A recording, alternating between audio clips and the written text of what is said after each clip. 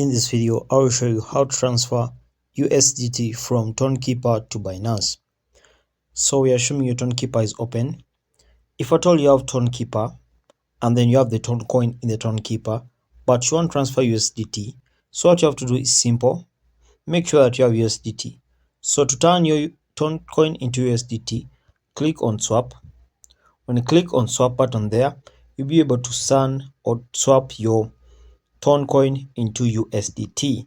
So select here Toncoin. As you can see, it's in Toncoin, and then from the receive button over here, you'll be able to select USDT over here. Okay, so after swapping your Toncoin into USDT, what you'll do is simple. You'll head over to your Binance application right away, and then click on this button which says add funds. When you click on add funds, tap on deposit crypto, and then you search for USDT. So the reason as to why we are turning this Toncoin into USDT is because on Binance the Toncoin isn't listed there, so it's only USDT that you can receive.